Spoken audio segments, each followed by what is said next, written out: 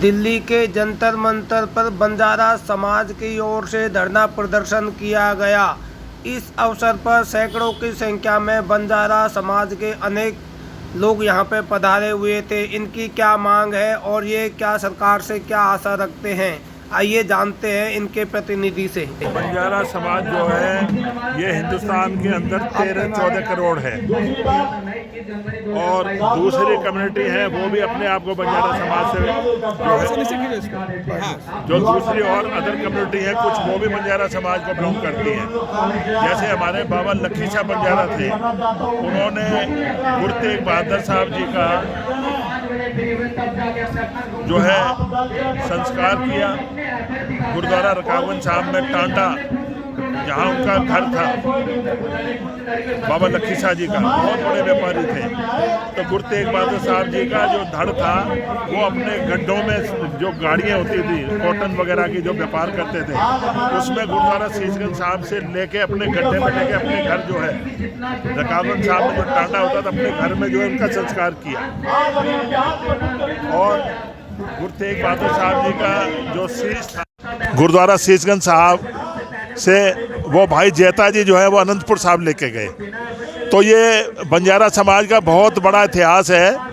93 peoples 93 लोगों ने गुरुओं के साथ जो है लड़ाइयाँ लड़ी और गुरुओं के साथ लड़ाइयाँ लड़ी और गुरु तेग बहादुर साहब जी के साथ उनका बहुत बड़ा इतिहास जुड़ा हुआ है। अगर आज गुरु तेग बहादुर साहब जी नहीं होते तो बाबा लखी शाह जो भाई लखी शाह बंजारे को कोई नहीं जानता। अगर बाबा भाई लखी शाह जी का अगर नाम जुड़ा हुआ है तो वो सिर्फ जुड़ा है गुरुओं के साथ। तो वो गुरु के बहुत बड़े जो है एक सिख थे, सिख योद्धा थे। भाई विचित्र सिंह हुए हैं और भाई दयाला जी हुए हैं और जितने भी लोग जो हुए हैं ये सारे जिन्होंने शहीदियाँ प्राप्त की हैं उनका बंजारा समाज के साथ तो रिलेशन है ही है, लेकिन सिख पंथ के साथ भी जो है उनका रिलेशन है। तो सिख पंथ और बंजारा समाज ये दोनों एक दूसरे के पूरक हैं।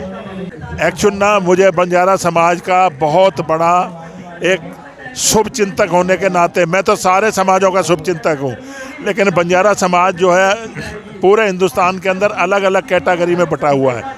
कहीं ये बीजेटी में है, कहीं जो है ओबीसी में है, कहीं एससी में है, कहीं और जैसे राजस्थान है उसमें ग्वारिया करके मतलब इनको जाना जाता है और पंजाब के अंदर भी जो है इनकी पहचान होती है। लेकिन मैं ये जानता हूँ कि सरकार से मेरा विनम्र निवेदन ये है कि इतने श्रेष्ठ समाज, वीर पुरुष समाज जिन्होंने हिंदुस्तान की आन बान के लिए जैसे अपना सब कुछ निछावर किया और हिंदुस्तान के सनातन के लिए लड़े हैं, तो मैं कह रहा हूँ ये जो बंजारा समाज उससे जुड़ा हुआ है, इसकी जो मांगें हैं, जैसे अभी उत्तर प्रदेश से जो ये डेलीगेशन आया है तो वो कह रहे हैं कि हमें मतलब सारे हिंदुस्तान को एक कैटेगरी में लिया जाए। तो मैं कह रहा हूँ एक कैटेगरी में लेना चाहिए।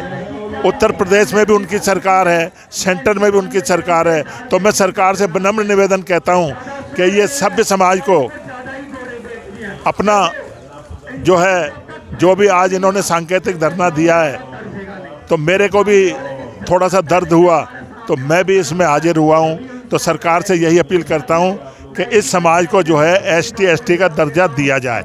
या कि आपने कहा समाज के लोग पार्टी वाइज राजनीति के हिसाब से कई जगह बटे हुए हैं। जी हाँ, जी हाँ। तो जब वो एकता में नहीं है, इकट्ठा नहीं है, तो उनकी डिमांड कौन सुनेगा? सर ऐसा है, समाज की एक भाषा है पूरे हिंदुस्तान में, एक पहनावा है समाज के अंदर और एक सोच है और जो भी कल्चर है उनकी वो बाकी सारे हिंदुस्तान में जहाँ भी पूरी जो उनकी कल्चर है, जो भाषा बोलते हैं और जो सारी चीज़ें हैं वो एक जैसी हैं, उसमें कोई बदलाव नहीं है। जैसा कि आपने बताया मंच पे कि आप भाजपा में हैं, तो भाजपा में होकर भाजपा सरकार के खिलाफ आवाज़ उठा रहे हैं? नहीं सर, मैं भाजपा के खिलाफ नहीं हूँ। मैं तो अपनी सरकार से ये कहना चाहता हूँ कि जो ये बंजारा समाज है, जितने भी जो भी अलग अलग स्टेटों में बटा हुआ है, तो मैं ये कह रहा हूँ इनकी आप जो भी दुख दर्द है इनको समझिए, हमेशा आपके साथ रहा है और आगे भी आपके साथ रहेगा।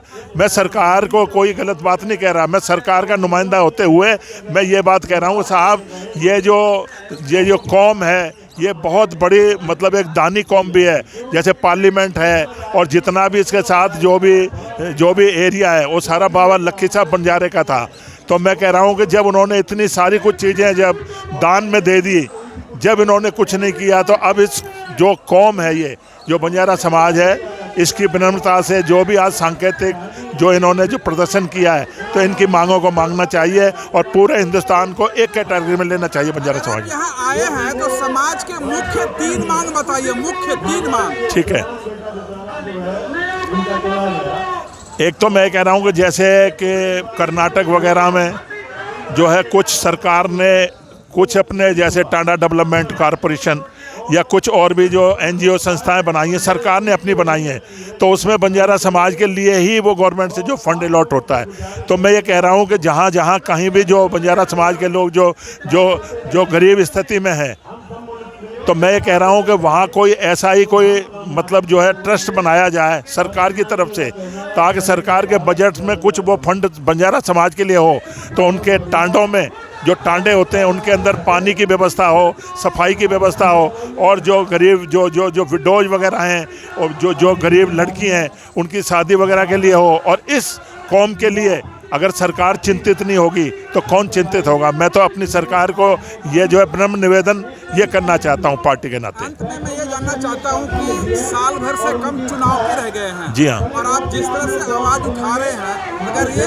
आवाज़ सरकार नहीं सुनती है तो चुनाव में इसका असर समाज की तरफ से क्या होगा? सर, ऐसा हम हमेशा पहले भी जो इलेक्शन हुए थे उसके अंदर भी कुछ हमारे युवा लोगों ने काले झंडे दिखाए थे, लेकिन हम उनको समझाया कि भाई काले झंडे दिखाने से कुछ नहीं होता, पार्टी हमारे लिए चिंतित है। तो अब आगे जो आने वाला 24 का चुनाव है, तो पार्टी को सोचना चाहिए, हम हमेशा पार्टी के साथ ही रहेंगे, लेकिन पार्टी को ये गरीब लोगों के प्रति जो भी इनकी कुछ मांगे हैं उनको पूरी करनी चाहिए।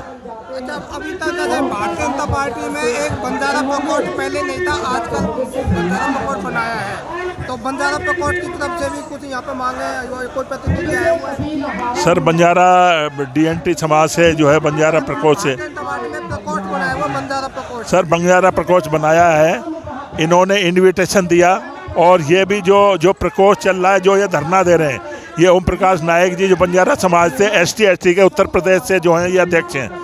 तो मैं कह रहा हूँ ये जो है भारतीय जनता पार्टी का ही बैनर है। अब जैसे कल्याण सिंह जी थे, उन्होंने उत्तर प्रदेश में 3 बार रिजाइन दिया, 3 बार पार्टी ने उनको एक्सेप्ट कर दिया। तो हमारे किसी प्रतिनिधि ने रिजाइन तो नहीं दिया, हम तो हमेशा पार्टी के साथ में और रहेंगे।